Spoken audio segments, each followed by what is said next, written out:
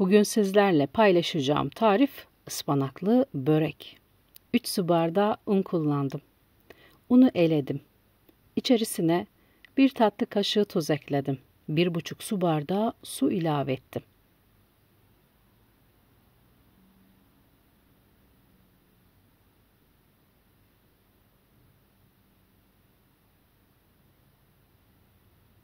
Hamuru toparladım. Dinlenmeye bırakacağım. Ispanağı temizleyip, yıkayıp pişirene kadar dinlenecek hamur. 1 kilo kadar ıspanak var. Tarif içerisinde hepsini kullanmayacağım. Geri kalanına gözleme hazırlayacaktım. Hepsini bir anda pişirdim. Çok fazla gelmesin ıspanak gözünüze. Hepsi tarif içerisinde olmayacak. Tarif için yarım kilo ıspanak yeterli gelir. Ispanakları temizledim, yıkadım, sıra geldi doğramaya.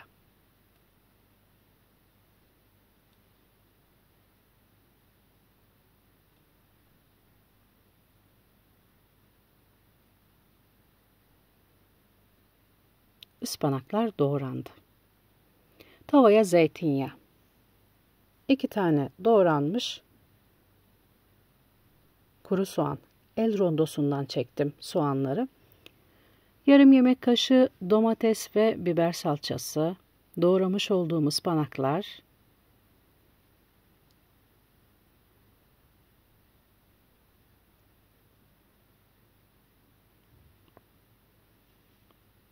Pul biber, karabiber, tuz ilavesi yapmayacağım.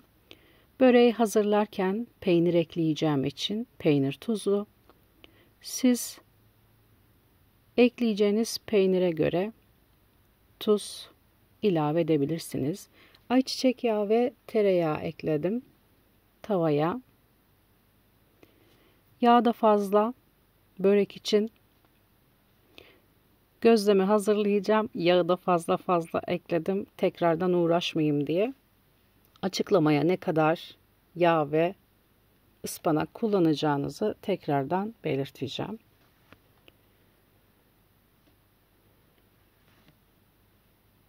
Bezelere ayırıyorum hamuru.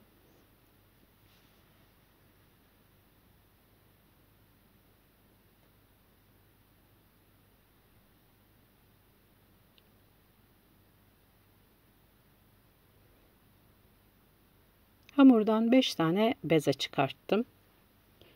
Bir tatlı tabağı büyüklüğünde bezeleri açıyorum.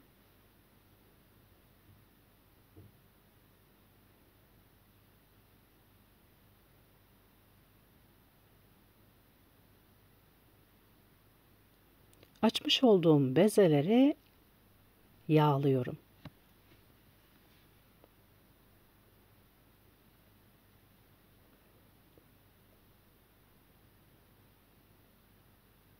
Üst üste alıp hamurları yağlamaya devam ediyorum.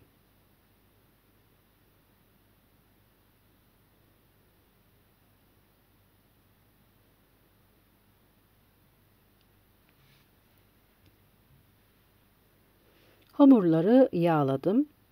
Üzerini kapatacağım ve yarım saat bekleteceğim.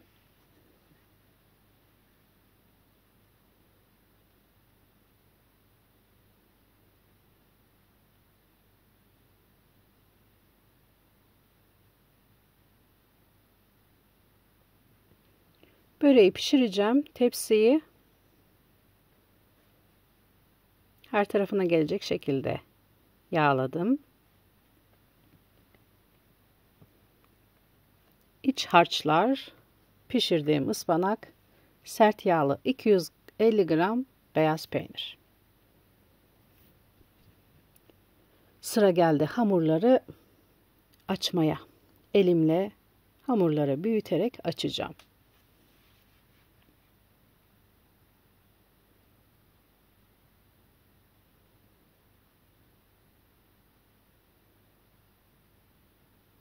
Sayfamda hamur işi çok hazırlamıyorum.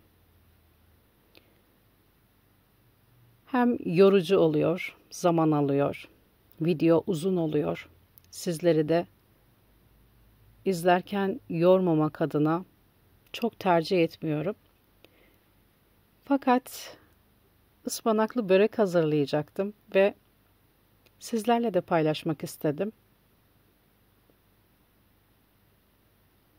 Umarım izlerken sıkılmazsınız. Hazırlamış olduğum ıspanağı bolca hamurun içerisine ekledim. Üzerine sert yağlı beyaz peynir ilave ettim. Pişirirken ıspanağa tuz atmamıştım. Peynir tuzlu olduğu için. Sonra rulo şeklinde böreği sardım.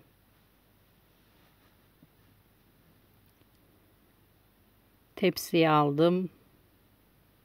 Hamur ince, içi çok.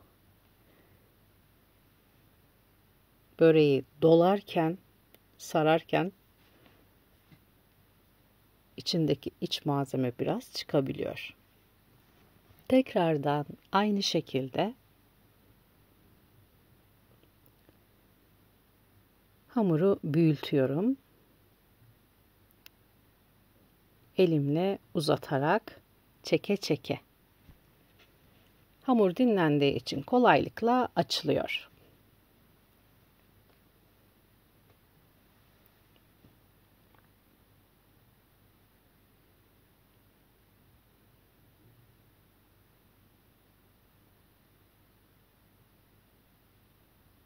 Açmış olduğum hamura tekrardan ıspanak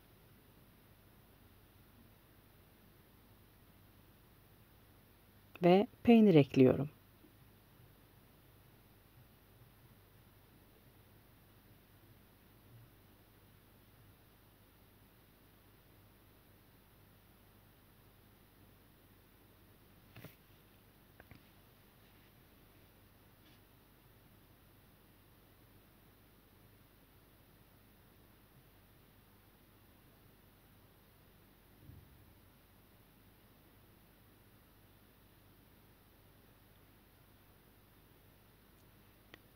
Tekrardan rulo haline getirmiş olduğum hamuru tepsiye aldım.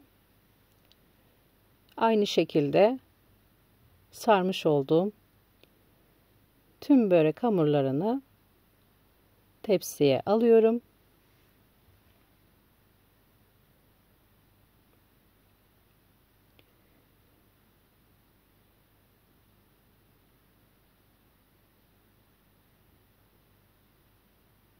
İki yemek kaşığı kadar yağ gezdiriyorum. Fırçayla dağıtıyorum. Bir yemek kaşığı kadar yoğurt. Yine fırçayla her tarafına gelecek şekilde dağıtıyorum. Yoğurt hem kızartıyor hem de yumuşak tutuyor böreği. 200 dereceli fırında 35 dakika pişirdim. Çıkarttım. Mis gibi mutfak ıspanaklı börek koktu. Sonra kestim.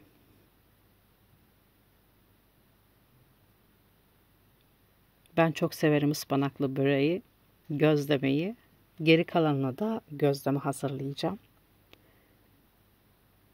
Hafta sonu kahvaltısı için.